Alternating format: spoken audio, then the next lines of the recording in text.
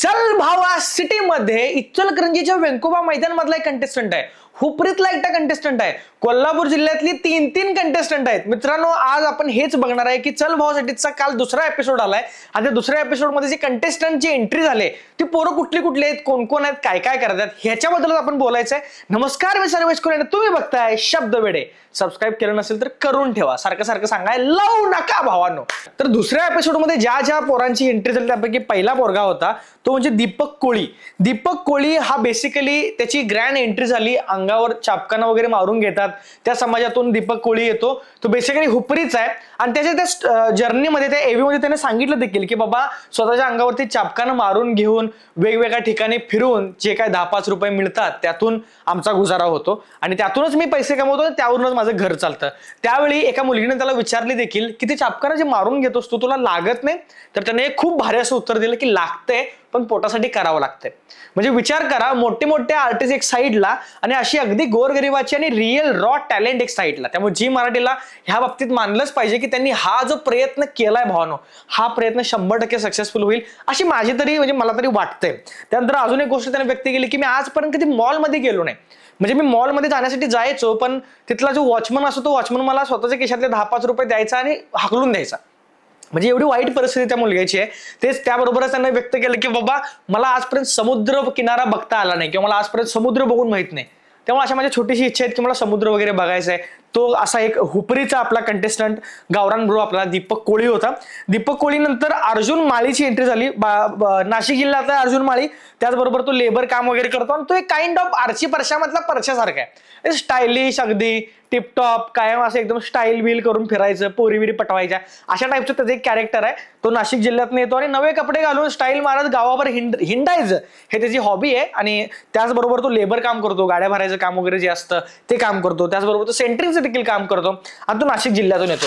पुढचा गावरान ब्रो जो येतो तो सुभाष चौगुले. सुभाष चौगुले बद्दल एक गोष्ट मला भारी वाटली, जे आपल्या दारामध्ये वगैरे बहुरूपी येतात, पोलीस ड्रेस घालून वगैरे काहीतरी कॉमेडी करतात, आपण जे काय 10-15 रुपये देतो ते घेतात आणि ते निघून जातात.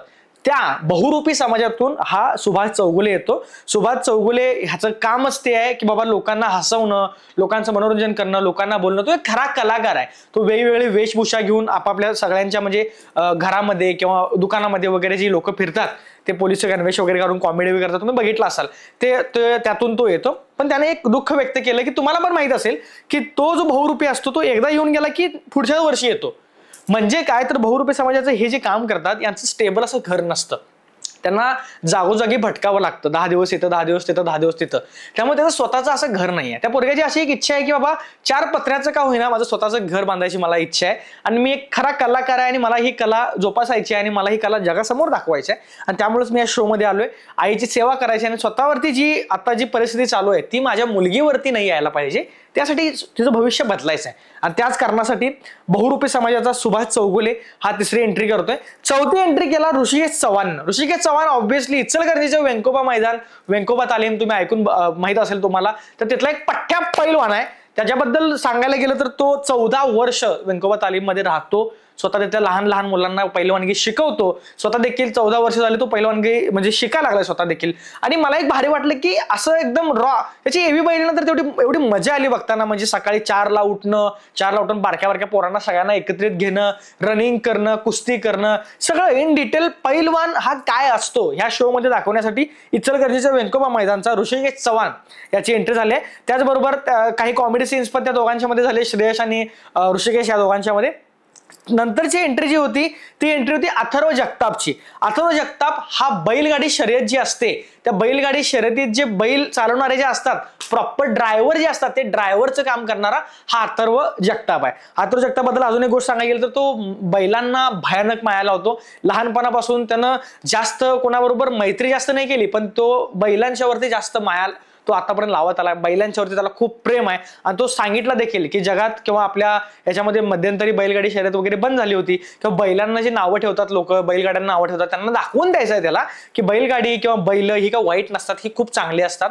आणि याचंच तो प्रतिनिधित्व करण्यासाठी बैलगाडी शर्यत हाकणारा म्हणजे चालवणारा अथर्व जगताप याची एंट्री झाली.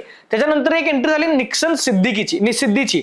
निक्सन सिद्धी हा बेसिकली सिद्धी समाजाचा आहे. आता सिद्धी समाज जर तुम्हाला माहित नसेल तर सिद्धी समाज हा असा आहे, यांचे पूर्वज आफ्रिकेत होते आफ्रिकेतून काही कामानिमित्त ते इथं इंडियामध्ये आले होते आणि त्यानंतर ते इथंच राहिले आणि त्या समाजातून हा निक्सन येतो. पण प्रॉब्लेम काय झाला, त्यानंतर बऱ्याच पिढ्या त्यांच्या इंडियामध्ये वाढल्या, इंडियामध्ये मरण पावल्या, इंडियामध्ये नवीन नवीन पिढ्या त्यांच्या होत गेल्या, पण अजून देखील सगळी माणसं त्यांना ट्रोल करतात आफ्रिकन म्हणून. त्यामुळे ते खोडून काढायचं आहे त्याला. मी इंडियन आहे, मी इंडियामध्ये जन्माला आलो आणि मी इंडियामध्येच मरणार आहे, त्यामुळे मी एक इंडियन आहे, मला जे आफ्रिकन म्हणून ट्रोल करण्यात येतं ते मला पुसून काढायचं आहे. आणि त्याच्याबद्दल सांगायला गेलं तर तो वेगवेगळ्या प्राण्यांचे पक्ष्यांचे आवाज काढतो. तो जंगलात प्रॉपर राहून तो वेगवेगळ्या म्हणजे पक्ष्यांचे आवाज काढतो. उंच उंच झाडावरती चढून वगैरे सुपारी काढणं, नारळ काढणं हा त्याचा एक काम आहे किंवा व्यवसाय सगळ्यांच्या उपयोगाला पडतो. त्यानंतरची एंट्री होती ती क्रिश गावडेची. आता क्रिश गावडे कोण, तर क्रिश गावडे गडचिरोली मधून येतो. तो प्रॉपर कबड्डी प्लेअर आहे, पण कबड्डी प्लेअर असताना देखील त्याचं काम जर म्हटला तर तो काम वीटभट्टीमध्ये करतो. म्हणजे वीटभट्टी आपण आपल्याला माहिती झालं वीटभट्टी, त्याचा वीटभट्टीवरती काम करणारा तो कामगार आहे आणि तो हे काम करत करत आपला एक छंद कबड्डी जोपासतो. आणि हे छंद जोपासत जोपासत त्याने 51 टुर्नामेंट खेळले कबड्डीच्या आतापर्यंत, मोठ्या टुर्नामेंट. त्याचबरोबर त्याच्याकडे पैसे नाही आहेत किंवा तिथं जिम नाही आहे, जिम मध्ये जायला त्याकडे पैसे नाहीत, म्हणून त्या पठ्ठ्यानं त्या वीटभट्टीमध्ये काम करता करता त्या दगडांची त्याने जिम बनवली. त्या दगडांना त्यांना अवजारं बनवून म्हणजे व्यायाम करायची साधनं बनवून तो त्यातून व्यायाम करतो आणि अगदी घटीव त्याने बॉडी बनवली. त्यामुळे हे अथर्व गावडे याच्याबद्दल पण खूप छान अशी त्याची एवी दाखवली गेली. त्यानंतरची एंट्री येते विजय खबालेची. आता विजय बद्दल सांगायला गेलं तर विजय हा एक गावातला प्रॉपर असा शेतकरी टाईप माणूस आहे. कारण तो त्याच्याबद्दल एक भारी गोष्ट अशी वाटली की त्याचा जन्म आमोशाचा आहे. आता का आमोशाचा आहे, जेव्हा विजयला पोहायचा आवड होता आणि तो पोहायला उडी वेगवेगळ्या पद्धतीने उलटी उडी सरळ उडी सगळं मारायचा, तेव्हा उलटी उडी मारताना त्याला लोखंडी जो बार असतो तो त्याच्या डोक्यामध्ये लागला. त्याला टाके पडले, 2 टाके पडले. पण ते टाके काढताना तो डॉक्टरांच्याकडे गेला आणि त्या टाक्यामध्ये पाणी झालं, पस झालं आणि तो अक्षरशः हाताने त्याच्या टाके उपसून काढला. तो असा आहे म्हणून ते सांगण्यात आलं की बाबा त्याचा जन्म आमोशाचा, त्याला काही दुखत नाही, त्याला काही त्रास होत नाही आणि अगदी असा एकदम हटके तो असा एक शेतकरी आहे. त्याचबरोबर त्याचं एक वाक्य मला आवडते की घड्याळाप्रमाणे जी लोक काम करतात, दुसऱ्याच्या हाताखाली काम करतात, हे एवढं करण्यापेक्षा आपण माणसाच्या जन्माला आलोय तर आपण राजासारखं राहायचं. शेतकरी हा राजा असतो आणि शेतकरी बनणं कितीतरी पटीनं भारी आहे जे जॉब वगैरे करतात त्यांच्यापेक्षा, असं त्याचं एक मत होते. मला खरंच भारी वाटलं आणि शेतकरी राजा असतो हे आपल्याला माहिती आहे. त्यानंतर श्रेयश आणि त्याच्यामध्ये भरपूर काही जोक्स पण झाले. त्यानंतर शेवटची एंट्री जी होती ती होती राम सोनवणेची. राम सोनवणे कोण, तर वाघ्या मुरळी समाजात येतो. वाघ्या मुरळी म्हणजे जे संबळ वाजवतात, तुम्हाला माहित असेल संबळ वगैरे, येळकोट जय मल्हार ऐकला असाल तुम्ही, तर ते संबळ वाजवायचं जे काम करतात ते वाघ्या मुरळी समाजातून येतात. त्यांना खूप अशी म्हणजे आशीर्वाद असतो देवाचा असंही म्हटलं जातं.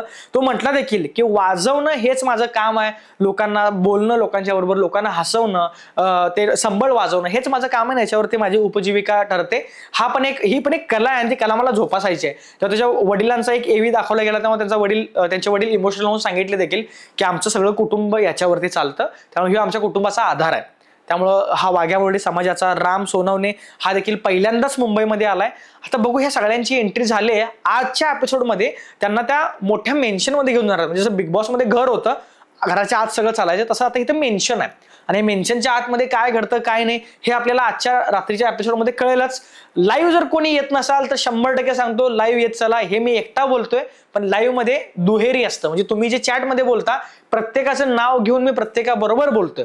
त्यामुळे रोज रात्री 11 वाजता मी लाईव्ह येतोय, एपिसोड बद्दल चर्चा करतोय, काय झालं काय नाही ते देखील सांगतोय.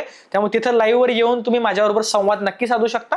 दिवसभराचं टेन्शन, थकवा, ताणतणाव जे झालेलं असतं ते सगळं काढण्याचं काम मी लाईव्ह वरती मनोरंजनच्या स्वरूपात करतोय. त्यामुळे भेटू आपण आज रात्री 11 वाजता. तोपर्यंत धन्यवाद.